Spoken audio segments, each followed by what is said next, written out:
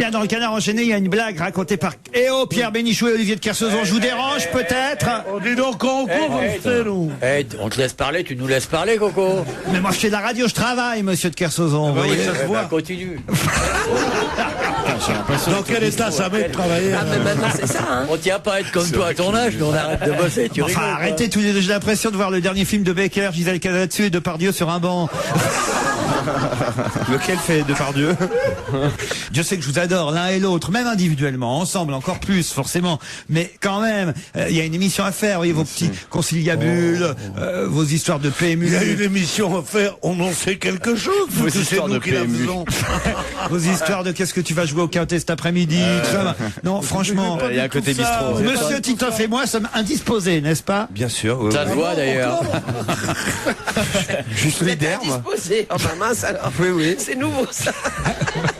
Il y a eu des transformations génétiques ou quoi? Oui, oui, c'est comme ça. Et Tout D'ailleurs, change, je suis hein, un peu de mauvaise humeur, mais je ne le montre Mais pas. non, voilà. mais tout change, hein, le Tampax, hein, Ah c'est oui. pas du tout. Non. Qui sème le vent récolte la Tampax. C'est un festival. Ah, puis ils sont en Oh, forme. dis dans ta gueule, toi. Les autres, j'ose pas, parce qu'un Sozo, il est trop costaud. Lui, il a l'air sournois, éboué. L'autre, c'est le patron, mais toi, j'ai aucune peur. Tu pèses la moitié de moi. Ouais, c'est vrai. Non mais Michalak est quand même rédacteur en chef de l'émission qui passe ce soir. Ouais, mais c'est fini, dis donc, jusqu'à la rentrée. Oui, mais il pourrait appeler aujourd'hui le monteur Et qu'il me dire- coupe. et dire vous coupez Bénichou. Ah non, ça on l'a fait ça déjà. Ah, pardon. On a déjà fait ça. Alors il y a une blague racontée dans le Canard enchaîné, pas par le Canard enchaîné, mais par Xavier Bertrand lui-même. Vous savez, le porte-parole de l'UMP, Xavier Bertrand.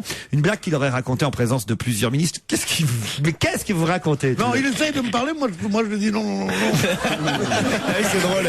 Tu sais, c'est comme le mec qui veut copier sur toi. C'est vraiment le comment ça s'appelle, le lèche-cul, là.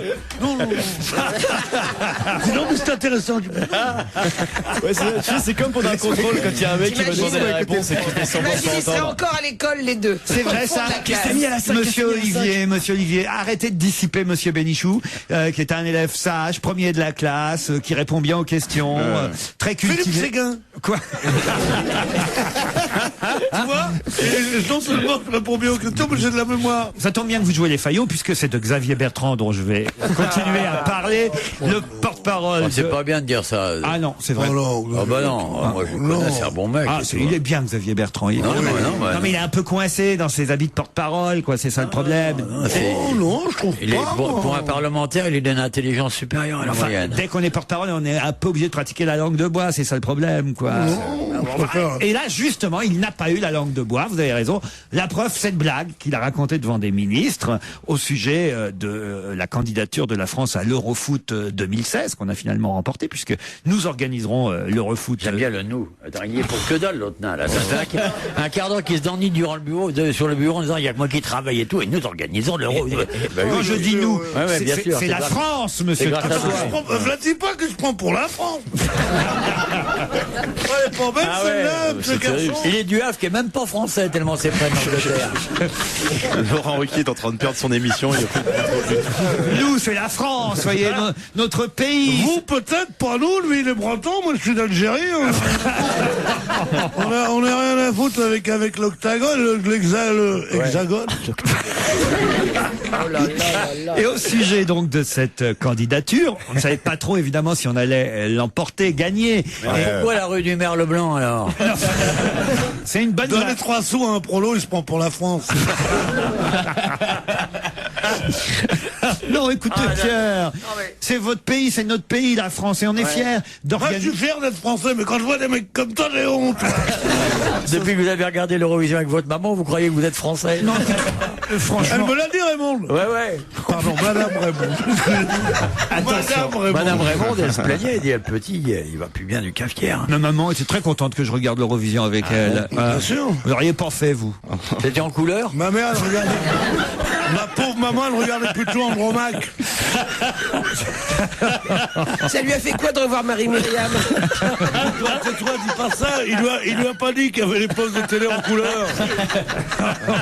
Il lui a offert un noir et blanc il y a un an. Oh, non, écoutez. Oh, il est dans un pingre avec sa famille, tu peux pas savoir.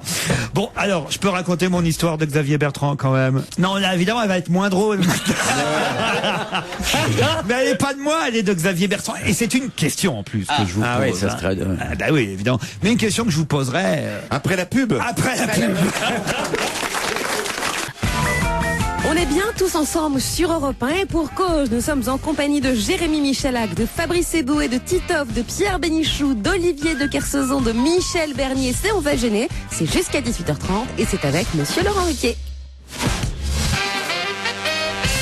Le 26 mai dernier, donc avant que notre pays soit choisi, sélectionné pour organiser l'Euro 2016, qui nous a finalement été confié pour notre plus grand plaisir, il faut le dire, Monsieur Bertrand avait encore un doute, il savait pas trop évidemment si on allait gagner ou pas, et il dit de toute façon, si c'est la France qui gagne, ce sera grâce à, et si c'est la France qui perd, ce sera à cause de. Raymond Domenech, Je évidemment. vous demande de compléter, mais non, vous n'avez rien compris à la question. Nicolas Je Sarkozy. vous parle de l'Euro 2016. Raymond Domenech n'a rien à voir avec l'Euro 2016. Pierre Bénichou, enfin. Feriez mieux d'écouter un peu les questions au lieu de parler avec votre voisin de classe, là, le marin, le grand marin qui est Olivier de Kersauzon. Tu sais qu'on pourra pas te défendre hein, si. Ah bah vous, je sais, lâche. Monsieur recherche l'arrêt de travail.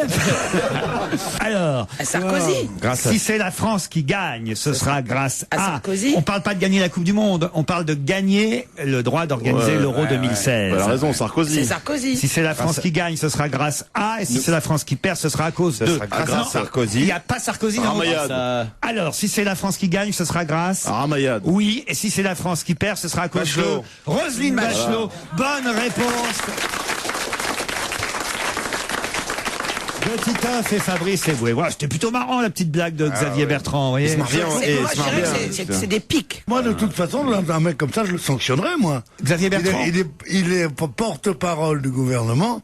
Il n'a pas à prendre pour admis que les sondages qui donnent Ramayad très aimé et Bachelot beaucoup moins sont vrais, tu comprends? Il doit dire, mais je ne vois pas de quoi vous me parlez. Je ne vous écoute plus, Pierre Bénichou, parce qu'il y a un téléphone portable qui sonne autour de cette table. pas le mien, il est éteint. Et je demande à ce que tous les élèves ici présents sortent de leur poche leur téléphone portable. Une vérification Voilà. va être faite immédiatement Moi, c'est très simple, moi. pour savoir qui a son téléphone portable ouvert. Il y en a qu'un qui l'a pas sorti. Hein. Vous m'avez entendu, monsieur de Kersauzon? Tu veux que je le prenne? Éteint, Titoff, éteint. Allez. Éteint. Michel Bernier, éteint. Non, Pierre, c'est bon. Pierre, c'est un fixe, Père qui l'a amené. C'est ça le fil qui est derrière lui. Je me suis toujours demandé pourquoi il y avait un fil derrière. D'accord. Pierre sort un gros téléphone. Avec un cadran, tu sais. Balzac 3232. C'est ça. Encore ça va, il a évolué le mois dernier, il avait le télégramme. Olivier, alors vous avez éteint votre portable, j'espère? Non. Non.